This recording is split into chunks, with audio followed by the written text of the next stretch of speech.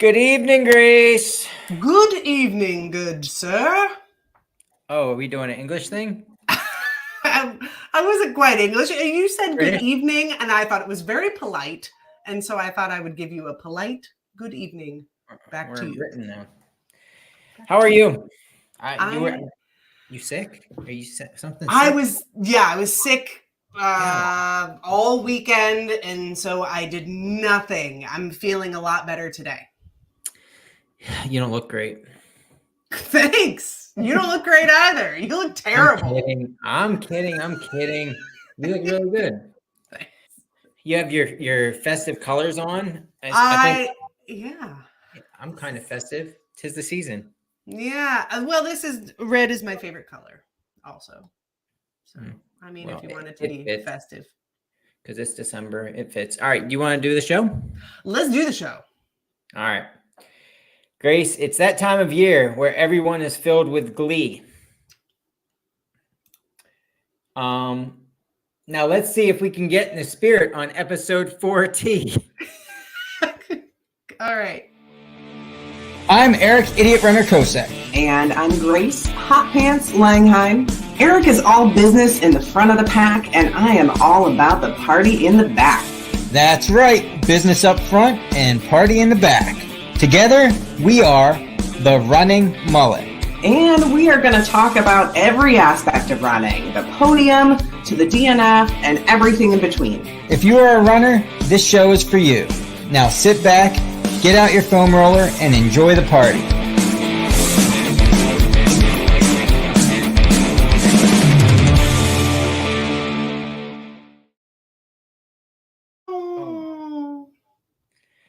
Oh man, 40 episodes. We're getting old.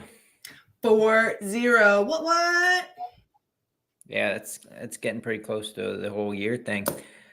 Oh, man. How was your weekend? My weekend was good, uneventful in the running scheme of things. We did the Christmas tree thing on Saturday, went hunting a little bit on Saturday. Sunday rained a lot, did some indoor workout stuff. Pretty nice and low key. I wasn't sick like you, so that's something. Yeah, that's definitely something. I binge watched a lot of TV and I took a lot of naps. Nice. Hey, I don't know. We don't talk about or discuss like track and like college level type running too much, but there is some huge stuff I want to mention that just went down a few days ago. I don't know if you follow anything. My Lauren, my oldest daughter, she is a stalker of sorts of anything running right now, college level, very good high school level stuff. Yeah, there's a little bit that I watch, and there's some really phenomenal American athletes right now at the elite level for track as well. Yeah. That are so the track. I think the track sport right now is really interesting, and there are some really great Americans that I can't wait to see the next Olympics because of that. So, yeah, what I'm getting at is the indoor track season just started for college level. And in their first race of the season, Parker Valby and Graham Blanks, male and female, run for different schools, but they both set the college records for the 5K in their first race of the season.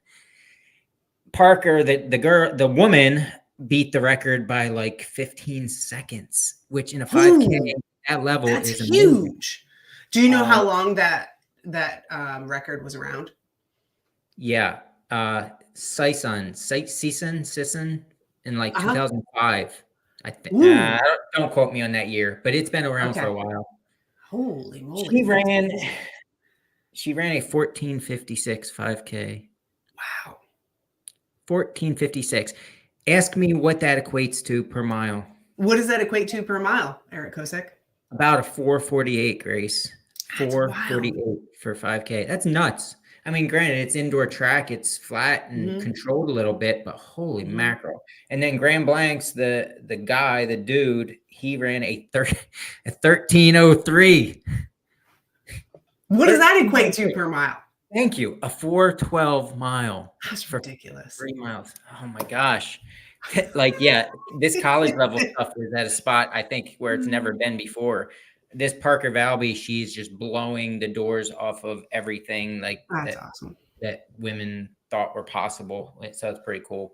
That is very cool. Thanks for the updates on the track side of things. Probably the biggest thing on the other side in the back of the pack is there is a new race that Candace Burt just announced. The Arizona, what is it called? It's a 300 miler.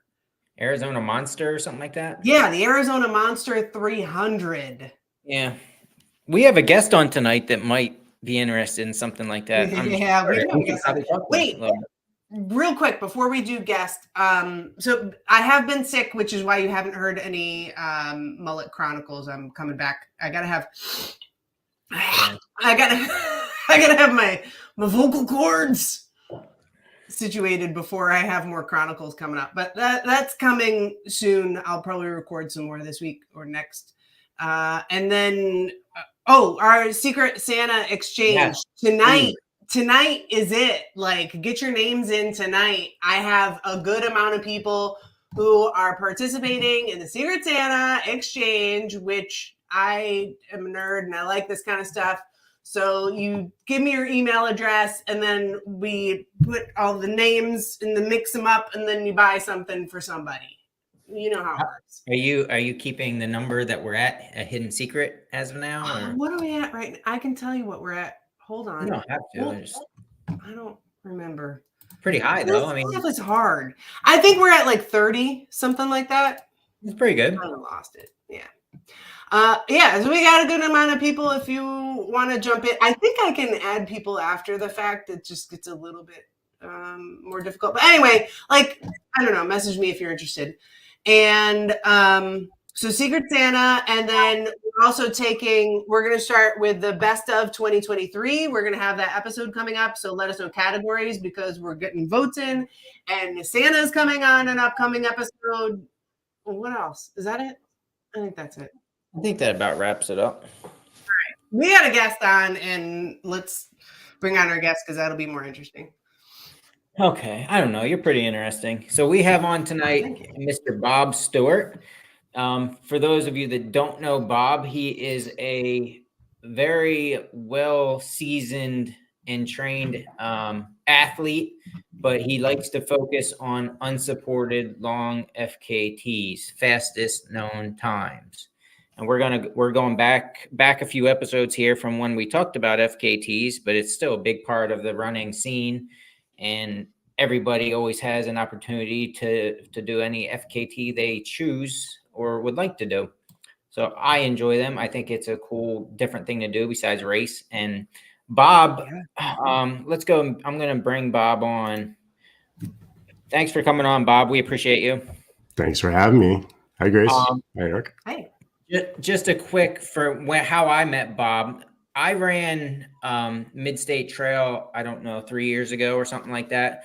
And then I don't know how long after it was that you ran it, Bob, but Bob reached out to me because he was going to run it unsupported.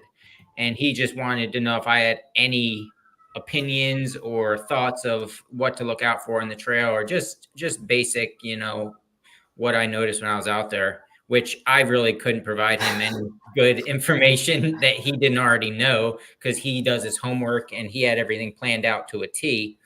But that's how we crossed paths to begin with, right? That's correct. Yeah, I actually remember that phone call vividly, and you asked me more questions about my unsupported FKT than I ended up asking you. Yeah, and that's why I wanted to have you on, is because the unsupported aspect of something so large, it does intrigue me, but I feel like some people have the mental capacity for it, and I don't know. I think I need to work on it. I would like to try one to see how it feels. But I mean, just, to throw out a couple numbers, I ran Mid-State the first time in 6 days and 23 hours. No. That was my time. 6 days and 6 hours. Okay. 6 days and 6 hours. And that was with all the help I could use. And he ran it by himself, carrying everything that he needs and has, not able to stop anywhere. And he did it in 6 days and 23 hours.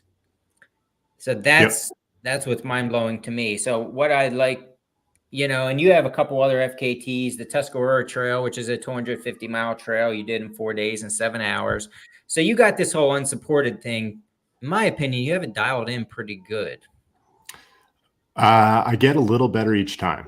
So I learn from every single adventure, and I get a little better each time. So that's I'm looking to go for another long one, but I mean, the thing is that each time I sort of improve and improve. I'm almost excited to go back and do the mid-state again, to try to better my time on that one. So we'll see what happens, though. I haven't decided quite yet if I'm going to go back on that one. So break it down for us as far as, at least what I want to hear. Like, so what's in your pack when you're going unsupported on something like mid-state that's 327 miles long and you have to carry everything? You can get water out of how's it work? What's the wording? Public water sources or something like that? So on the mid-state, you're allowed to get water from any public water fountain or any public source that's accessible to anyone. On the mid-state, I actually didn't. I only took it from natural sources, so streams and ponds. Mm-hmm. On the Tuscarora, it kind of pained me, but at Cowan's Gap, I went to a sink and I actually filled a 1 liter water bottle on the Tuscarora. But yeah, so in my pack, what I've learned is that it's all about efficiency, because when you're hiking for 23 hours straight, if you're stopping for a minute, 2 minutes, 3 minutes, an hour, that adds up to hours in a day. So in my pack, I don't have all that much. On the Tuscarora, my total pack weight was 9.5 pounds, and I actually have heading out on that. Yeah. Wow. Oh, I'm sorry. My base weight was 9.5 pounds. Okay. My food was 2.5 pounds per day, 4,500 calories. So that was 10 pounds. So total weight was on the Tuscarora 19 pounds. Yeah. No water. Yep. But so yeah, I mean, I have I just so many. Yeah. I have so many questions along the way. Sorry. So one of them, because there are, even in the unsupported division, there are a few different styles of what people constitute as unsupported. So do you also pack all of your trash? So I am an absolute purist when it comes to unsupported. Okay. So that's why it pained me when I filled up my water bottle at Cowan's Gap. Mm-hmm. So my wife knows that I send her "I'm alive" texts. Mm-hmm. She cannot communicate with me. She can't say, like, I have a 4-year-old or a 5-year-old and a 1.5-year-old. She can't say the girls are great. She can't tell us how everything's going. There's no communication. And I pack out all of my trash comes with me, which I weigh at the end to see how much I end up taking with me. But yeah, so. Wow, that's interesting. Yeah. And so for those, I think a lot of people, especially those who listen to the show, know about FKTs already, just because we love FKTs. Yeah. So it's the fastest known time along a particular route, especially a particular trail. But I think some people don't know about that piece of it. There are some purists out there. Really cool to hear that you are one of those purists. And then typically for those listening, if whoever sets the FKT kind of sets, quote unquote, sets the rules for everyone afterwards. So if you are a purist, then it's kind of expected that anyone else who goes after you will also do the same. I don't know. That's pretty cool. That's cool to hear that you follow the purist rules. Yeah. I mean, and it's sort of Jeff Garmeyer, who's one of the best FKTers out there. He follows the same sort of rules. So yeah, we try to follow on his footpath. Yeah. And most of yours, or are all of them in Pennsylvania right now? So all of them are in Pennsylvania. And so that was sort of like the motivation that got me into the whole FKT thing in the first place. Was so many years ago, my wife got me into backpacking.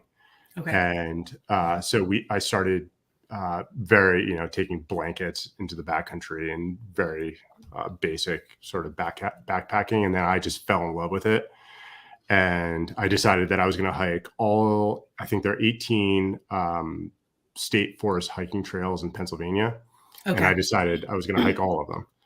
And then I have a full-time job. So I was like, that's going to be tough to hike, thousands of miles. So I remember I was watching a YouTube video and I saw John Zaharian, who has the fastest known unsupported time for the Colorado Trail, which is 490-ish miles.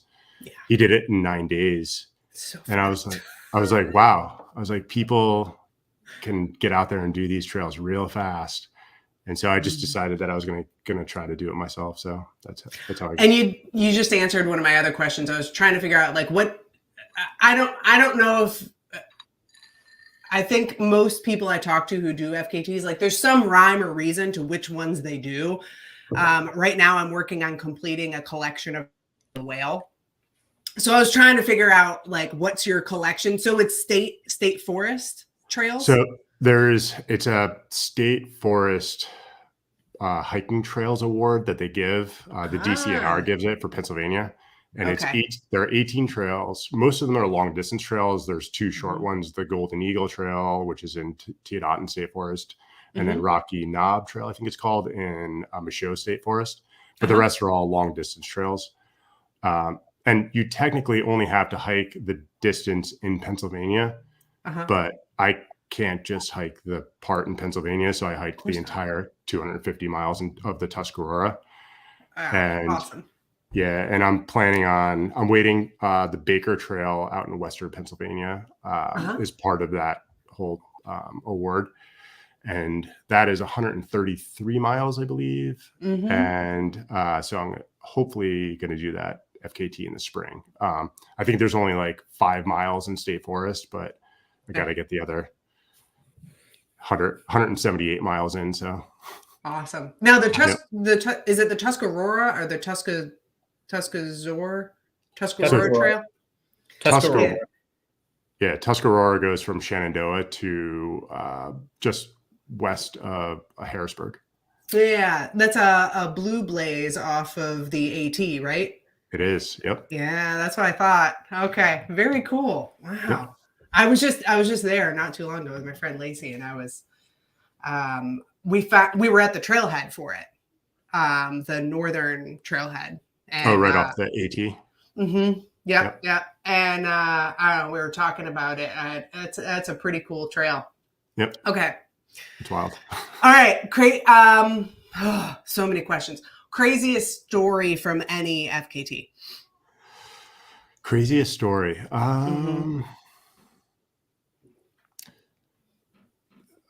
That's a tough one. I mean, I've seen on my mid-state, I saw 2 giant 500-pound bears in Rothrock State Forest. I had just gone up past a Little Juniata, just south of State College. I came around Pine Tree, and there was 2 giant bears that they were not expecting to see me. I was not expecting to see them. And they one went down the ridge because from the Little J to, I think it's Joe Hayes Vista, it's 18 miles. It's actually, I think the Ironstone, there's a race that follows that ridge. The 100K. Yeah. Yeah. So that was a nightmare. That like destroyed me mentally. It was 18 miles of just like hopping on rock to rock. Yeah. Yep. But right before that, those 2 bears, one just kept going up the ridge, and it was frightening.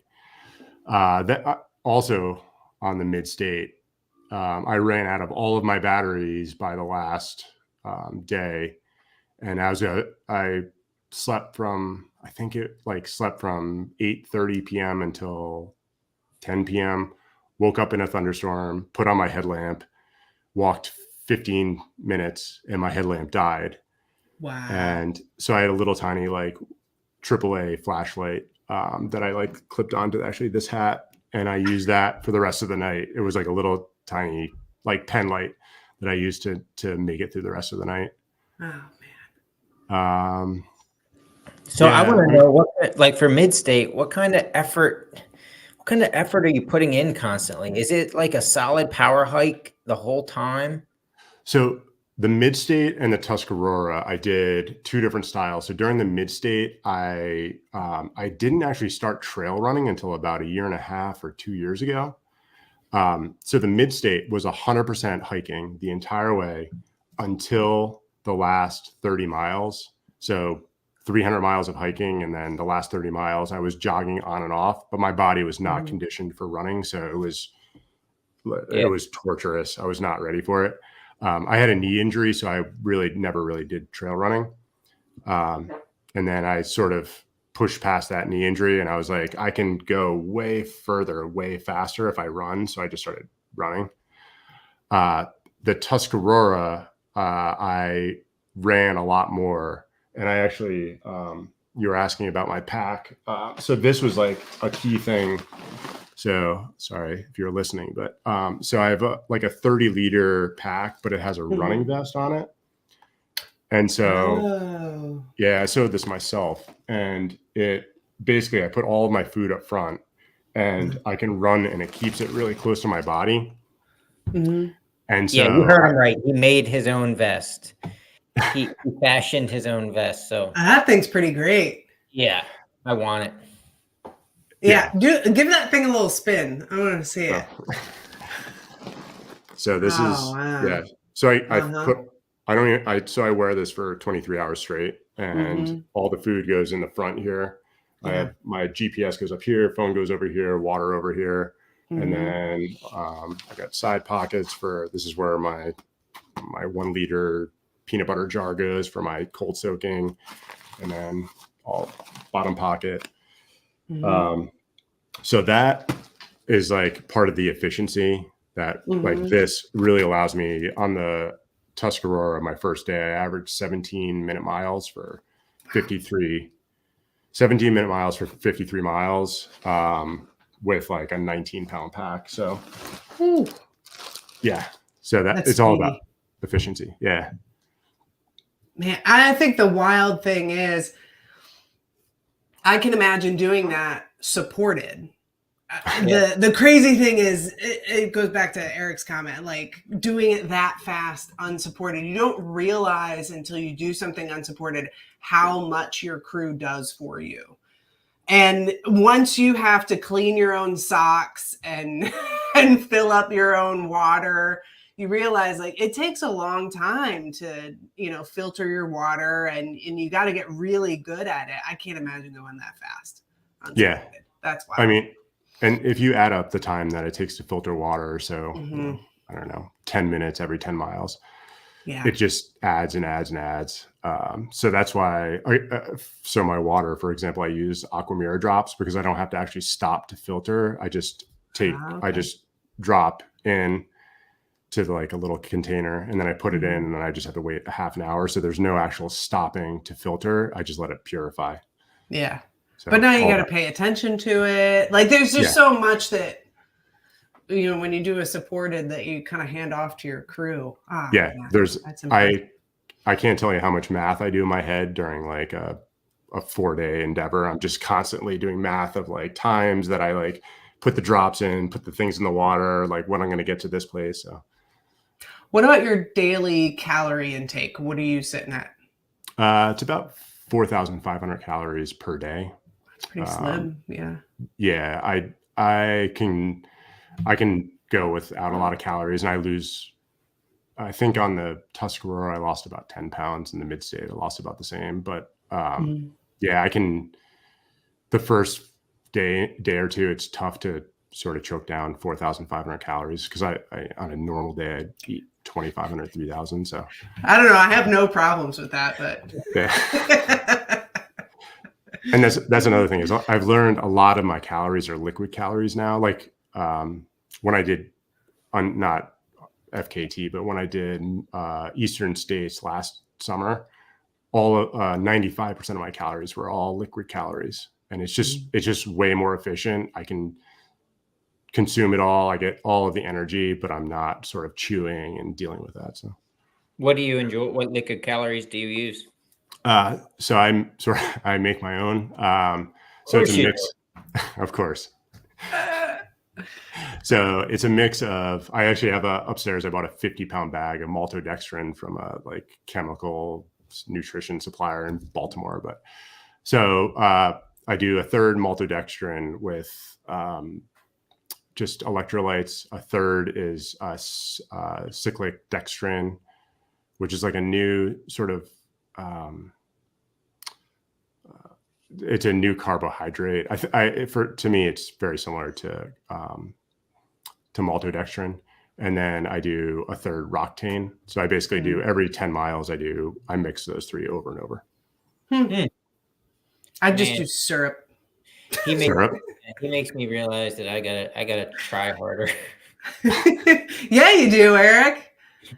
Did you loser? Yeah, I know. No, that's cool though. I mean, it's really cool to get into this stuff so personalized and not just, buy what's new and best out there, or, what everybody else is doing type of thing.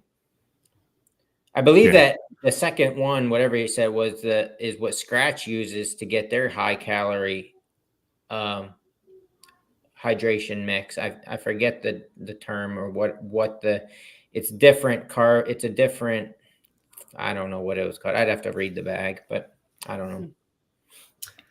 So, Bob, if you had all the time and all the money, what FKT would you go after?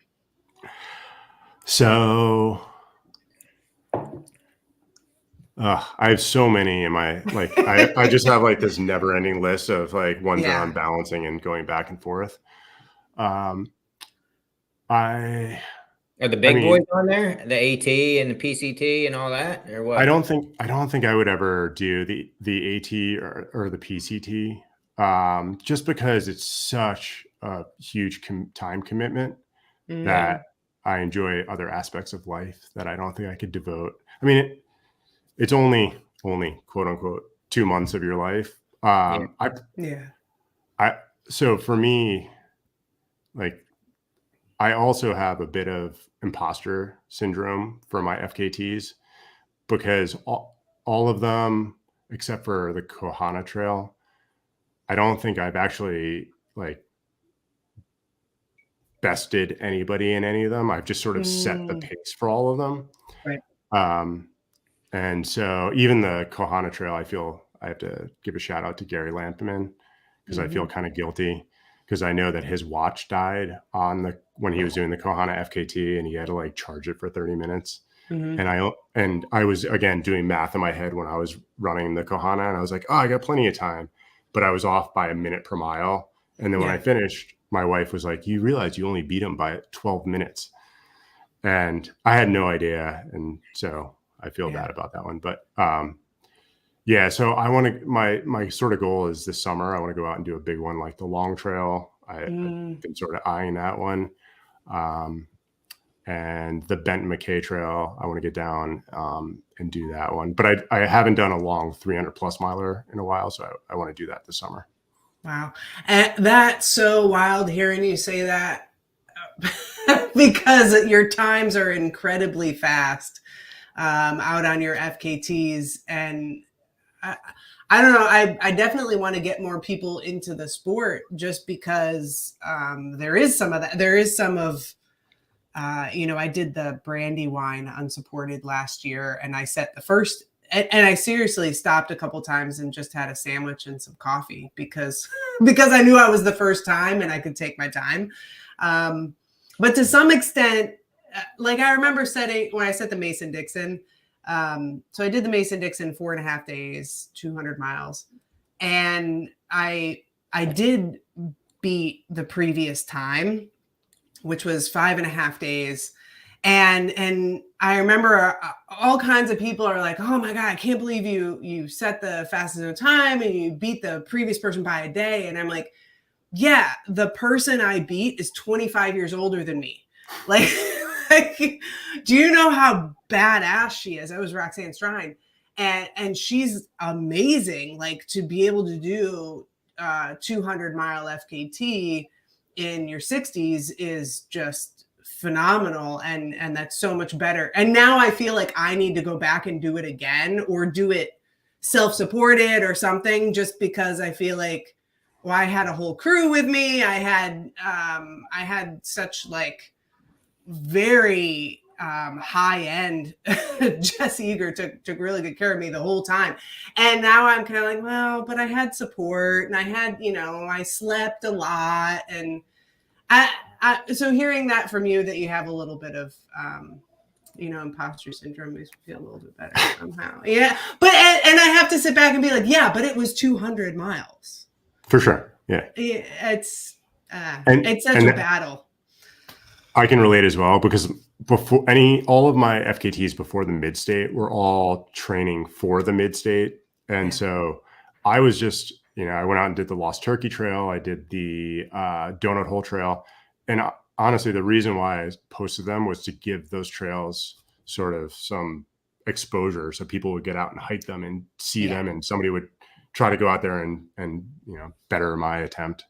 Yeah, that was my feeling for mid-state when I first did it, because there was a couple FKTs before I did it, but they were hikers, and they weren't, I don't know if anybody actually tried hard, you know what I mean? And I want to be careful in how I say that, but I felt like the mid-state is a running trail, hustling, fast packing type of trail, and it needed, my hope. Really? That thing is so rocky. I can't run that. No, but I like hearing you say that. You see some of these other big ones that are really popular, big FKTs that stand out, that only, the studs come out and do, and they crush. Well, the mid-state, in my eyes, stands out there. It is hard, Grace, you're right. But it stands out there as like, why don't you come here and see what you can do on this gnarly terrain for 327 miles? Because it's a respectable, distance and respectable trail. Yeah. I don't know. But I think the sport, it's interesting to see, and shout out to Women Who FKT, which is a growing group trying to get more women out on FKTs, because there's a lot of them that don't have female FKT out there at all. So it's, women can go out there and doesn't matter your speed, just go out and set one, and then let the next person beat you. I don't know. And so the unsupported division definitely has less attention, and I do think it takes more strategy. And I don't know, it's a pretty interesting one to tackle. Here's a question for you, Bob. Where would you draw the line on unsupported distance or time that you have to be out there? Is that a fair question? Roughly, give me a ballpark, because I'm not an unsupported runner or fast packer. You have more experience, obviously, and you're very well prepared for it. But where would you draw the line? So as far as distance, like the max distance? Yes, distance / time on your time out there. Yeah, I guess what you can carry. I mean, how far do you think you can go with that beautiful homemade pack of yours? So this pack, I think I'd probably max out at, I might be able to get 30 pounds in it. It's pretty small. So when I started the mid-state, my pack weight was 32 pounds, because I'd never done a trail that long. And I had an extra day's worth of food, because my goal was 8 days. Right. And so I had an extra day's worth of food, and I had a bunch of extra gear that I didn't need. So I've really sort of whittled my kit down. So now, I mean, I could probably make 500 miles, maybe 600 miles. Yeah, 9 days. I mean, also, I don't require a lot of food or water. So yeah. I could probably make it on 200, 300 calories, or I'm sorry, 2,000, 3,000 calories a day towards the end. Again, not to bring up Jeff Garmeyer. I know on his last day of his Colorado Trail FKT, he had zero food, and that's what he was planning on. So he had 0 calories over a 24-hour period after. Wow. Yeah. So it's wild. And that's sort of what I love about this is in the beginning, I sort of was like, oh, I need this many calories, I need to take my time. And now I'm realizing you can really, and I was like, oh, I'll have 5 hours sleep at night. Now I'm like, oh, I can function on 3 hours sleep a night the first night, then 2 hours, 2 hours, 2 hours. And then the last night, maybe an hour. And so it's that whole thing of like, how far can I push myself with calories, sleep, distance? Yeah. So, What is your sleep setup? so as far as like my camp setup, Mm-hmm. so that again, that's sort of dynamic and that's changed. On the mid-state, I had a tent, like a one-person tent that I sewed myself. It was just like a trekking pole. it was a trekking pole tent. That was one trekking pole. So just guy lines that went out, and so I could set it up in like 2 minutes. Nice. I learned after the first night, it got a ton of condensation inside of it. And so when I packed it up, I slept in it for 3 hours, packed it up, took it out the next night. There was just water all over the floor. And so now I have a tarp set up. So I have a Dyneema composite fabric tarp that's like 5 ounces. And then I sewed a net tent, basically like a bug bivvy that weighs 7 ounces. And so I put that underneath, and so I can separate them. So the bug bivvy isn't like soaking wet. Nice. And I don't even need to like pitch it. I can just sort of lie on it as like a ground cloth. So that's my deal. Awesome. Yeah. All right, Grace, your homework before the next show is to learn how to sew. I already know how to sew. Oh, well, I need to learn how to sew. That's one of my secrets I don't tell people. My mom was a tailor, and I do know how to sew. Oh, really? Yeah. Yeah. I mean, I taught myself because I wanted to start hammock camping. So I was like, oh, hammocks are easy to sew. Yeah. But I don't hammock camp anymore, but I still use the skill.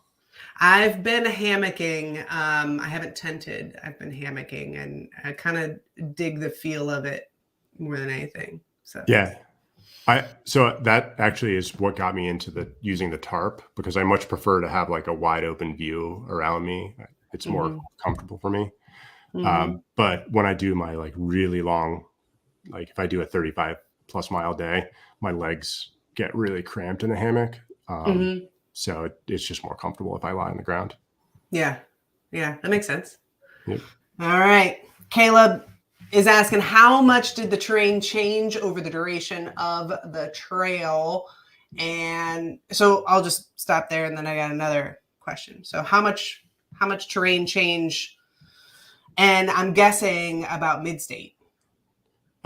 So mid-state was, it was pretty similar. The beginning, so it has its own sort of personality. So the beginning is like ridges and like nightmare briars, which Eric knows very well. You wore shorts through that. I can't believe you did that.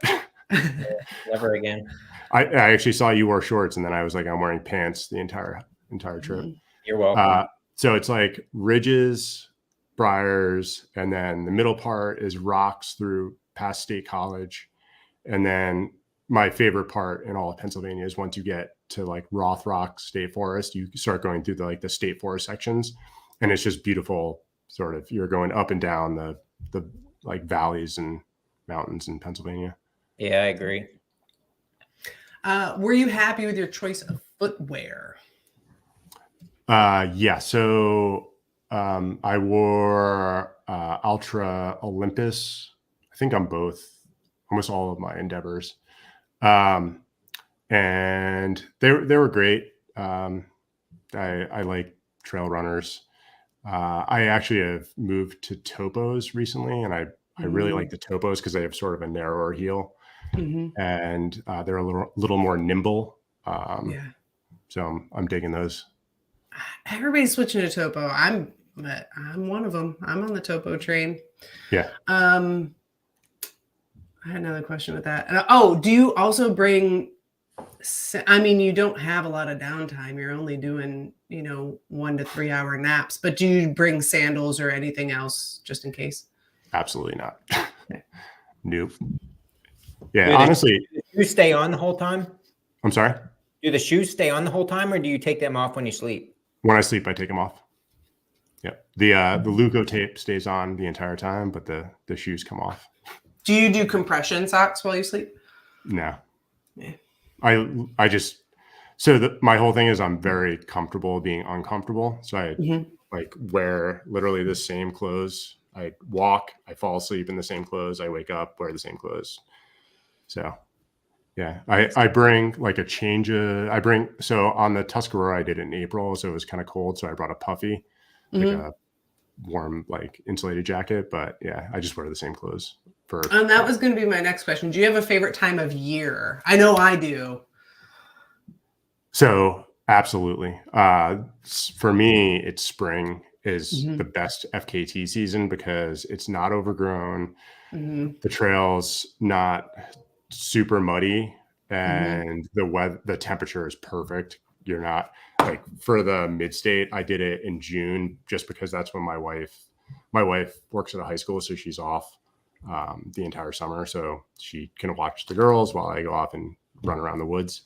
And so I did it in June and I was like soaking wet for 7 days straight, which is not ideal, but yeah, I started doing most of my FKTs in the spring, just it's more comfortable and yeah, you're not getting torn. I'm 100% also in the spring, but have you found the perfect month? I haven't figured out March, April, May. I've done one in March. I've done one in May. I've also done one in January, but have you found the perfect month to do one? It really depends on it's the weather. Yeah. And that's another reason why I love FKTs is because, again, I did Eastern States last summer for it was my first ultra that I've ever done. And I was like, oh, cool. It's going to be torrentially downpouring from 2 o'clock in the afternoon until midnight. And I was not used to dealing with that because I pick and choose and I'm very particular about when I do my attempts. And I love that I can choose what fits my schedule and what fits the weather. Yeah. So again, it really depends on, I did the Chuck Hyper in May, but it was right after a huge storm that went through. So it was less than ideal, but the temperature was perfect and it wasn't overgrown. So yeah, March, April, May is perfect. Yeah, I think so too. And the other thing that I love is that you can see the blazes better because it's not overgrown yet. And if you're doing any sections of trail that you have not had an opportunity to scout, then you can just move faster. Yeah. And that's another, I'm giving away all my secrets here, but for the Tuscarora, again, it's all about efficiency. And I got the Coros Apex watch. Same. And so I'm like meticulous about maps. And so I uploaded the GPX file to my watch with every single turn on the trail. So I had hundreds and hundreds of waypoints were in the watch. So it would let me know in, quarter mile turn right, in a half mile turn left. Nice. So I don't even have to worry about the blazes. I just look at my watch and it tells me where to go. Nice. I don't know. I don't trust technology yet, I guess, but I know there's a bunch of people out there who maintain our trails and make sure that the blazes are updated usually. Yeah. So I do have to say that orange blazes at night are by far the most difficult to see. Yeah. Because they just sort of blend in. So. Question came in. Did you take a windbreaker or a waterproof light jacket? So yes, on the Tuscarora, I took a Montbell X-Lite windbreaker. And it was great. It's like 2 ounces, but I definitely highly recommend if you're going to do something like that in the spring, a windbreaker really keeps the heat in. And I also had one of my new favorite pieces of gear is there's Polartec Alpha fleece. It's I think there's a company called Senchi and there's another one. It's a really breathable fleece material. So when you put a windbreaker over it, it really adds a lot of warmth. But when you take the windbreaker off, it breathes incredibly well. So it's super versatile. Nice. Yep. I see Erica is in the chat. I know you have questions, Erica. She has also done some really awesome overnight stuff. Well, she did her and her husband through hike the AT. Oh man, someday. I was super psyched. So Erica reached out to me and was like, "Hey," and that's another thing I love about FKTs is that Erica reached out to me and was like, "Hey, I'm thinking about trying to beat you," and I was like, "Awesome." Yeah. I was like, "All right, here." I was like, "Here, this is what you need to do. This is what I did wrong, and this is what you need to do to beat me." Right. Yeah. And I was like, this is like the gear I took, the food I took, what I would have done differently. And the community around FKTs is so cool like that. Like people are really motivating you to beat their time and to get out there. And yeah. So I love that. Hands down. I have met so many amazing people through FKTs just saying, hey, what would you do here? James Weaver was a huge help on my first one. I just asked for advice, and then he's like, when are you leaving? All right, I'll be there. and ended up helping me pace for the last 10 miles. I don't know. The FKT community is just phenomenal. It's amazing. I have you're probably not going to want to answer this, and I respect that. But did Bob just leave us? Oh, he's back. So I do have desire. I do have a desire to do mid-state again. I'm still unsure if I want to try your craziness of unsupported or if I just want to do it supported again, because I enjoy the supported aspect of the stuff too. I have an idea of how much time I think that in a perfect world, mind you, perfect weather, everything, how much time I think I can shave off. Do you also have a time that you think you can shave off? What's all that say? I guess you didn't hold up long enough. So I came prepared for this question.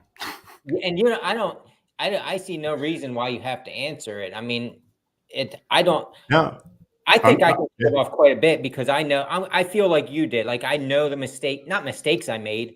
You know, when I did it, I felt like I was kind of setting the bar. So I didn't have anybody to race after. So already I have that to go to make me want to move faster.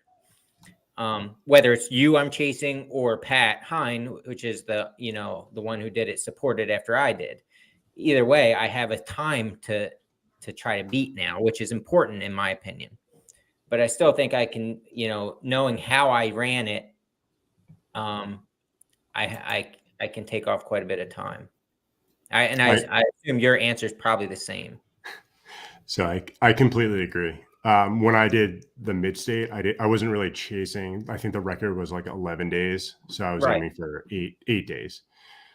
And all of a sudden, I think it was actually by RB Winter State Park. I read a note in a trail log that said like the next 30 miles are cruisy. And all of a sudden something clicked in my head and I was like, I'm going to do sub 7 days. Like, I don't know what it, like, I was like, oh, I can do it. But, to answer your question about how fast you can go, it's sort of difficult to compare like one trail with another because you're comparing apples and oranges. The Tuscarora has a lot of road walking. And so road walking it's easier because you're not like navigating rocks and sort of jumping over that, but it's also like mindless and sort of you're like numb. But so on the Tuscarora, I averaged, if you count my sleep as well, which I slept less than the mid-state, I averaged 24-minute, 42-second miles. And if you were to sort of like figure that out with the mid-state, I would have cut off 33 hours from my mid-state FKT. If I would have hiked the same, because my mid-state FKT, I did 30-minute, 42-second miles. Yeah. So, not to get into the weeds with the numbers, but that's like kind of let's do that. Thing. Yes. So that would have been like 5 days, 6 hours, I think it is, which would have been way faster than Pat's time. So again, I'm not saying I can do it because it's a totally different trail. and who knows if you can maintain that. So, That's funny though. That 33-hour number you said is very close to what in my head, what I think I should be able to do. Whether I can do it or not, I'm not saying I can, but that's exactly where I think I can beat my time from. And having, like, I know you always love saying that carrot, you dangle that carrot. It is a huge motivation, because for me on the Tuscarora, my goal was 3 days, 17 hours, which was the previous supported time, which is like insane. I have no idea. Even as a supported run, that time boggles. Like, right. I don't know how that person did that. But having that, I was gunning for that time, and it really motivated me to sort of finish in that time frame. But if I didn't have that, who knows what maybe I would have just been like, if I do 5 days, I'd be happy with that. But yeah. So no, it's crucial, very crucial. I mean, Pat got to Hills Creek, where I'm at here. He got to the lake at the exact same time that I did. Same time that I did. The only difference was I went to bed that night. Yeah. Well, guess what? He didn't, and that gets him his time that he needed. But he knew that, Yeah. It's a beautiful thing, and I'm not taking anything away from Pat's time. Pat made an excellent run at that trail, and it's a very impressive time. But it's crazy what the little things can do. So I guess wrapping it up for tonight. I don't know, Grace, if you have any more questions for him, but I have so many more, but I know. Do you have anything? Do you have any organized races on your schedule for 2024, Bob? I don't. I was tempted. Again, it was funny because I think you posted on Facebook what motivates. So I think it was after Eastern States. What motivates you to do these things? And that's something that I really struggle with. Is like, if somebody asks me, why do you do this? To articulate that is really difficult. Like, I don't know why I do it. I just do it. But after Eastern States, while I was running Eastern States, I was like, this is cool, but I don't think I'm going to ever do a 100-mile race again. Like, I did it. It was fun. I went to sleep. So I finished at like 11 a.m., went to sleep, slept for 2 hours, woke up the next day. The first thought that went through my mind was, I can do that faster. Yeah. I opened my eyes and I was like, I can do that faster. I know I can. And so that was my response, was what makes me do it is that whatever that voice is, that's what makes me do it. That said, I love races. It was an incredible experience, organized races, but I think I'm going to sort of focus on FKTs in 2024. Nice. I want to do it at least 2 long ones and a couple short ones. So cool. Fabulous. What advice do you have to somebody who is interested in FKTs? It is, I think, a little bit harder to find the quote unquote FKT community. You kind of got to like dig people out and have these one-on-one conversations with them. But what advice do you have for other people who are interested in them, and how to get started? So it's funny you say that, because I've been like searching around looking for like an FKT community, and there's one on Reddit that hasn't really been very popular. There's nothing on Facebook, so there's no real groups. Like, if I have a question well, I will say there is a women's Facebook group for any women out there who are interested. It's called Women Who FKT. So there is a Facebook group. We're gonna start at a dudes at FKT then. There you go. Yeah, so there's a weekly newsletter for fastest known time, like the official website. So if you join that, and there are podcasts that I like obsess over to like glean information on. And did you hear the most recent one from the PCT? So I save them for my like FKTs or my like long training runs. So I like build a bank, and then I listen to them. Like, I basically, binge them while I'm running. So I haven't listened to that one. Yeah, so that I like take notes, and when I'm finished with my runs, I like write down like, all right, I need to do this. But yeah, I mean, reach out. Like I said, the community is so open to, like, when Erica reached out to me asking, hey, like, I think I'm going to go out for this. People are so open to helping and sharing information and advice. So yeah, I think just like reach out and don't be shy to ask for advice or help or. Yeah. Yeah, I agree with that. I think anybody I've reached out to about their FKT, they've been really open about sharing tips and tricks. And even when I was out there and lost and so James, what direction do I go? He like called me on a lunch break and let me know to go around the cemetery, you know. So and a lot of times you can find people who have attempted FKTs out on the website at fastestknowntime.com. So for anybody who's listening who's interested, check out Fastest Known Time, and you just search for Pennsylvania or whatever state, and there's a bunch of them out there, and look to see who's done them or who's attempted them in the comments, and then go friend those people and follow them on Strava. And now Strava has messaging. Did you see that? I have not. It started today, I think. Don't you dare message me on Strava. I'm going to message you every day on Strava, Eric. All right, we got to shut this down. All right. Hate to ruin the party, but Bob, we very much appreciate you being on. Hopefully you can do some crazy FKTs this coming year and come on again, because we'd love to hear about them. I would love to be back. I can talk FKTs for hours and hours. So Awesome. Excellent. It's all good stuff. You are a wealth of knowledge, and it's fun listening to you. I would love for us to get together sometime and have a couple hours, just talk, because I enjoy it. Like your drive to get better, the techniques involved. I don't know. I just enjoy listening to it as much as learning it. Oh, me too. I mean, that's how I've learned, is just listening. Yeah. So yeah, for sure. Cool. Well, thanks again. And Grace, you want to take us out? What are you doing this weekend, Eric?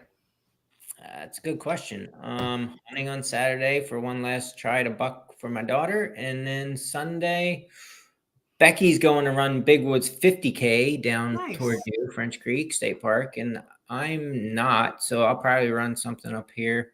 No real big plans. What about you? Race directing this weekend. That's right. 10K, right? Douse Hunt 10K. And if the weather's good, it's looking like over 300 runners. So it'll be fun. Cool. What about you, Bob? I'm actually going backpacking this weekend. Where? I'll be on the Mid-State. Fun. Yeah. Get all that intel. I'm going up to Rothrock. I'm actually going past the campsite I camped on my third night. Yep. So I'll reminisce. Awesome. Yep. I'm doing a bit of the Standing Stone Trail, the last 27 miles north to I was curious if that one might be on your list someday in the future, because I saw it was not on your completed list, right? You haven't done Standing Stone yet, right? I have not. No, That's it's on my list. I'm trying to decide if I want to walk that one or if I want to go after Jordan's time, which is pretty impressive. Yeah, he's got a pretty tight time out there. So Yep. that's and it's that trail I think is tricky. If it's dry, I think it's not so bad. But if that thing's wet, those stairs get slick. Yeah. Rocks are the bane of my existence. So not ideal to live in Pennsylvania. No, that's not. All right, everybody, get your Secret Santa emails to Grace, right? Your email address to Grace. This is the last night. It's gonna be super fun. Everybody likes presents. Don't be a Scrooge or Grinch. And we will see you next week for episode 41, right? Yeah, let's do it. All right, see you guys. Bye.